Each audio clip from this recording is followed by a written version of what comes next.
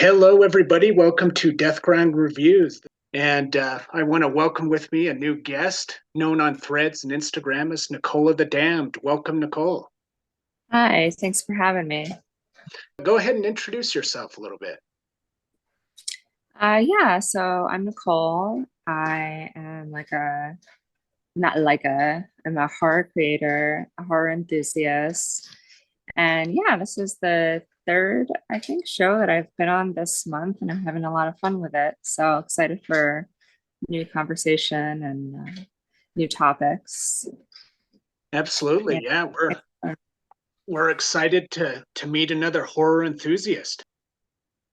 Today, we're focusing on the 2022 film, Australian horror film, Talk to Me.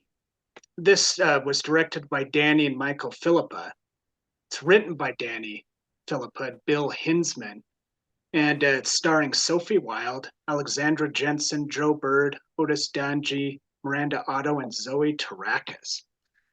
And to give you guys just a brief synopsis, so it follows these teenagers who they discover this mysterious severed embalmed hand, and when they hold the hand, they can invite spirits from, I guess, limbo to talk to them. Then they can eventually invite it into their body and possess them. And the story is basically just how they take it too far, unleash just some really horrible supernatural powers. And what are some things, Nicole, that really stood out to you in this film? Did you find it scary? Yeah.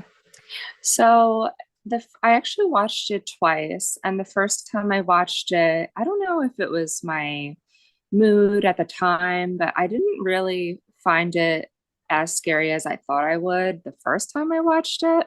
Uh-huh. Of course, there's a couple scenes where they kind of take you by surprise, like when the little brother gets possessed, and there's a part he starts banging his head onto the table. That was pretty shocking. But then when I watched it a second time, I don't know if I was just more grounded and more in the mood to be receptive to it.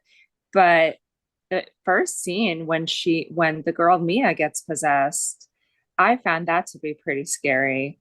But the rest of it, no, I don't think I found it too scary. I found it interesting, and I found I really enjoyed kind of like the metaphors, I guess, um, getting possessed by the hand symbolized, and how it kind of like spoke to this idea of how Mia was grieving, and um, like what's the word? Like how she was kind of leaning on her friends. It felt really relatable to me, more so the second time when I watched it. As the first time I watched it, I was kind of like, oh yeah, I'm too old for like this kind of movie. And then the second time I was thinking about how it related to a lot of personal experiences that I had. So it was definitely, yeah, there's a lot. There's a lot that came up for me today when I was trying to prepare for this. Yeah, so the first time you watched it, it was more just kind of the surface level, and then the Hmm. second time you dove down into greater depths of the film.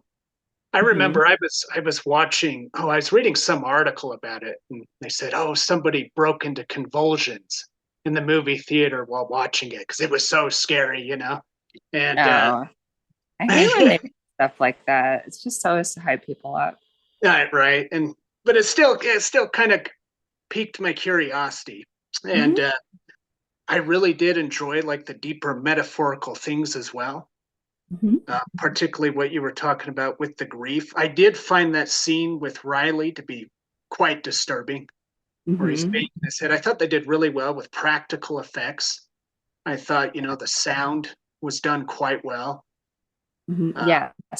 but let's delve into some of those metaphorical things. You were talking about grief in the film, Hmm. and I did notice a strong theme, like with me, almost the idea like that grief kind of it lingers with the person, they get trapped in it, and they almost become sort of like dead themselves, like as they're wandering in their own grief. And I saw Hmm. that kind of symbolic with Mia's character. Yeah, for sure. I mean, the whole um thing with her and her relationship with her friends, particularly Riley, and the way that she was close with them, but at the same time, you could kind of see there were instances where the family was questioning their boundaries with her. Um, because when you're grieving, it's like as a friend, you want to be there for somebody, but then it's like how, um, you know, how am I like enabling them to a certain extent to not deal with their grief? Because there's a lot of like instances where, they're partying a lot and they're just kind of like, you know, you could see they're like going down this hole of like just I guess not or not they, but Mia is going down this hole of just not dealing with her mother's death. And so yeah, that was another thing too that I had thought of is like they I don't know if you're familiar with this, but when I was younger, it was kind of a cool thing for us to do at parties was like salvia. Salvia? No, I'm not familiar. So salvia is like this, I don't even remember what exactly it is, but I remember at first my friends were like, oh, this is like a legal weed, but because you could buy it online, it's like an incense or something. And so you smoke it and it makes this like, it gives you this euphoric state and you kind of hallucinate for like, I don't know, maybe a minute or two and then it's over. Right. It was legal too. But yeah, so the scenes that they're getting possessed really reminded me of that. And so I don't know, I guess just around the time where salvia was like a thing was for me like a time of grieving where I was always with my friends and I was always just I guess leaning into them as opposed to leaning in with my family. And so in that sense it's kind of like that's what I was saying, I found it relatable in terms of grieving. You pointed out something else interesting there. It is a metaphor for drug addiction, like the Yeah. beginning stages of that, where like they're teenagers Mm-hmm. experimenting, inviting that spirit in is sort of like taking that drug for the first time and then Mm-hmm. gradually possesses them, and it grows deeper into them, becoming, Right. the addiction. Right, because Mia tried it that one time, and then after that, it sort of turned into like an addiction. I mean, she ends up stealing the hand, even though she stole the hand after Riley injured himself. Right. It's like I think that kind of event would deter you from ever wanting to go whatever they call it, to be possessed by the hand. You think that would deter her from ever wanting to do that again. But it actually was the opposite. And that really does reflect how addiction works. Right. It makes me think a little bit too about, how a lot of time people will talk about horror movies and they'll go, man, that people make such dumb decisions and they almost Mm-hmm. find it not believable, But in real life, we always make a lot of people make dumb decisions. Mm-hmm. Even the way that when they were talking about where they got the hand from, the two people that got it, they were like, oh, from a guy who knew a guy. They didn't even really know exactly what it was, but in their minds, they're like, hey, let's just try it, It's Yeah.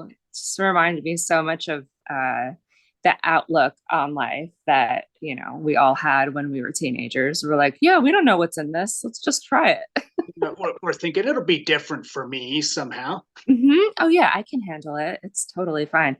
That's definitely what was going through Mia's minds. Oh, I can do it for longer than 60 or what was it, like 60 or 90 seconds? 90 seconds. Yeah. 90 seconds. Yeah. She's like, I can just do it a little bit more. Or with Riley, she was like, just let him do it a couple more seconds, even though at first they were trying to set a limit with it Right. because they told him he could only do it for 60 seconds. But then her grief for her mom pulled it deeper, pulled him into a deeper, more terrible situation. But Mm-hmm. I saw some other interesting things going on. Some good foreshadowing in this movie. Like, Oh, there was the scene with the kangaroo, right? They find it in the road hurt, and the brother's like, "Oh, you just got to run over it, put it out of its misery." But it foreshadows a later scene in the film where she's dealing with Riley and the evil spirits trying to push her to kill him because they're yeah, claiming they'll save him in that afterlife. But we get a foreshadowing of her nature, her true nature. it's a good point because the part where because there is a part where in the middle of the movie when after Riley gets hurt and the mom and her friend Riley's sister are really upset with her. And I don't know, for some reason as a viewer, I was kind of like, yeah, I feel like they're really, even though it was her fault, um, I felt like they were really ganging up on her a little bit. I was like, her story, what she's been through, she's a good person. And Right. yet they were kind of like really letting her have it. And yeah, that point that you made about how it does show her true character earlier on, it just, yeah, made me feel worse for her, They really were just shutting her out, weren't they? Another realistic. inconsistency stood out to me, Nicole. It was because they remember how the older brother of, I think, Duckett, he Mhm. mentions on the bus that, like, the spirits will kind of give up their power after a while. But his brother, it didn't seem like that was the case. Like in the prologue of the movie, how he kills himself in the beginning. Mhm. Like Yeah. to me, that was hinting at that they were gaining a greater grip over time. So there was something there that just was a loose end to me. But Yeah, that was, I think the brother's name was Cole. Yeah, Cole, he said, yeah, I know. I was a little bit confused about that too.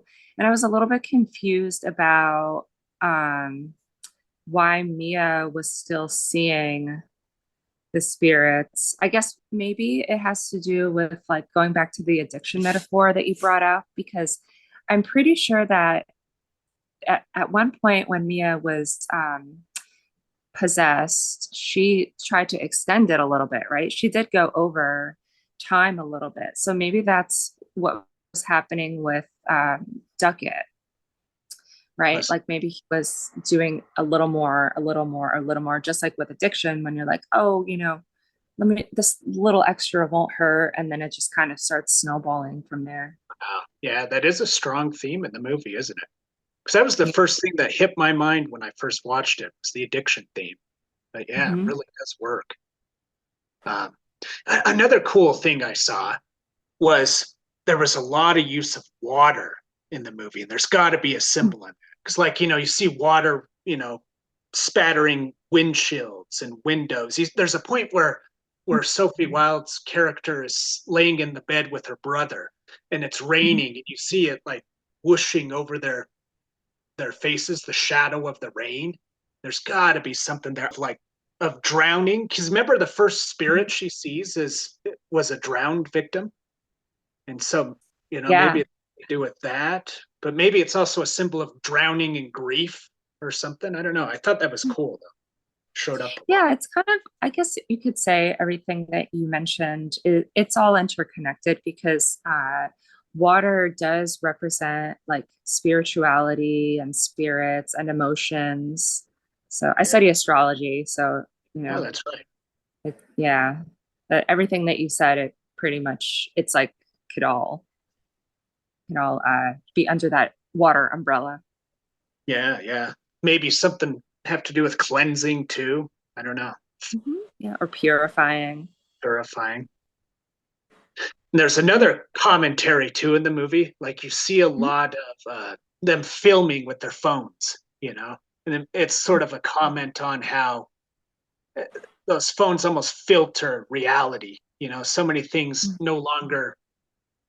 We don't see the true reality of what things are as we're watching it, on social media and YouTube and all that. I saw something going on there, maybe. Mhm. Yeah, that's true. I feel like the point about the phones is kind of why when I initially first watched it, I was like, oh, this is not relatable to me. Because I didn't use, but like, we didn't have phones like that back in my day. Right. Um, But yeah, it's true. I mean, it's like you're only getting snippets of the entire story when you're watching something be posted online, right? Because they had seen, I guess, I don't remember if that's how they heard about the hand, but I remember in the beginning they were watching videos of people get possessed by the hand, and they're like, "Oh, that's so cool! I want to try that." Right. Yeah, So they weren't definitely were not getting the whole story. exactly. They were just seeing it as a party game.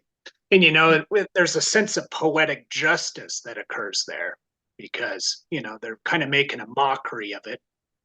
And then Mia eventually ends up in the very state of the spirits that they were making a party game out of. I guess all of them, it's a poetic justice, although Mia's Yeah. character sort of faces the harshest brunt of the whole thing.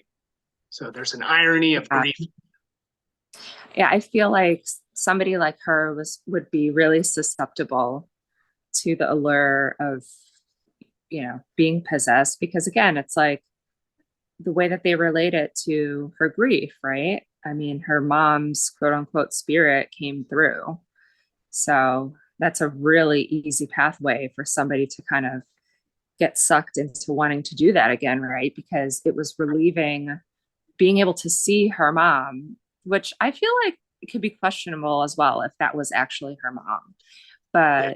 But um, regardless, it's like when you're afforded an opportunity to see somebody that you miss so much or feel relief from the pain over losing somebody, you're going to want to keep seeking that out. So that's just another like a, way that they allude to addiction being a way that people cope with grief, right? Right. She was chasing an illusion. I think what it was is I think it might have actually been the drowned victim, maybe. Mhm. And it was Mhm. it was because it if you notice throughout the film, it starts out looking like her mother when it first starts appearing to her, but then gradually starts to become like the drowned victim again.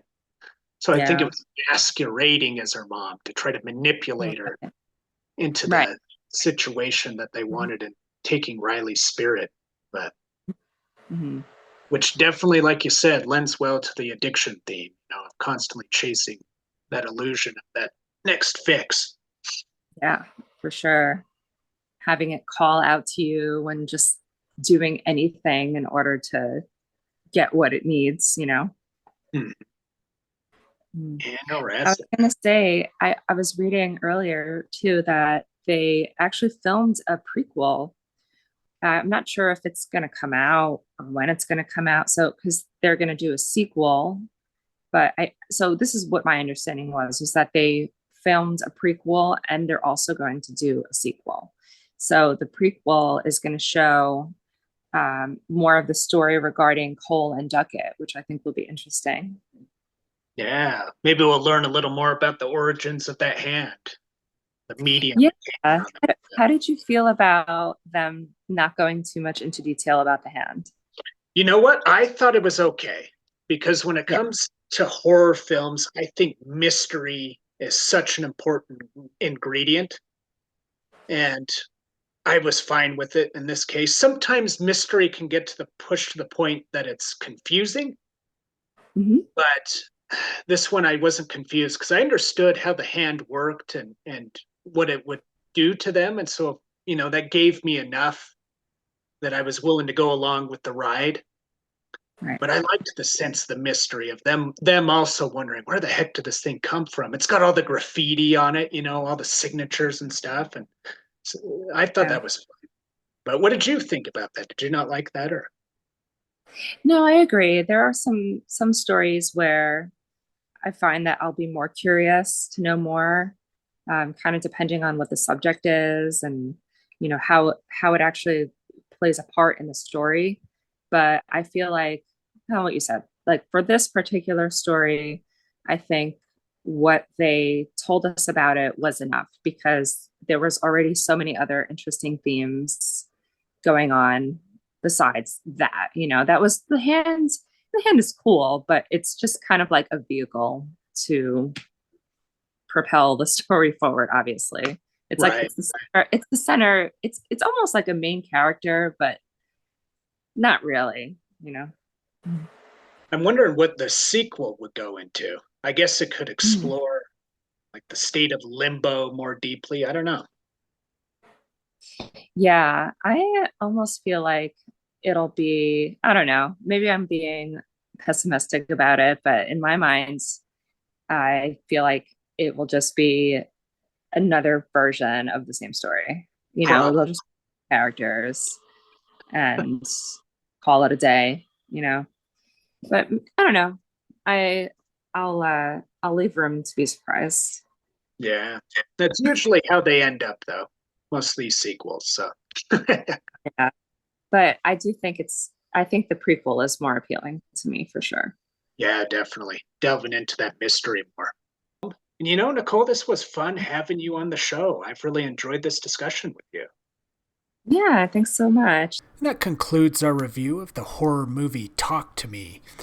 Please comment below your thoughts about our discussion. If you enjoyed this video, please press the like button and subscribe to keep up to date with future content. And this is DeathGroundReviews, the monster that devours horror, suspense, and all those things of the fantastic. We'll see you next time.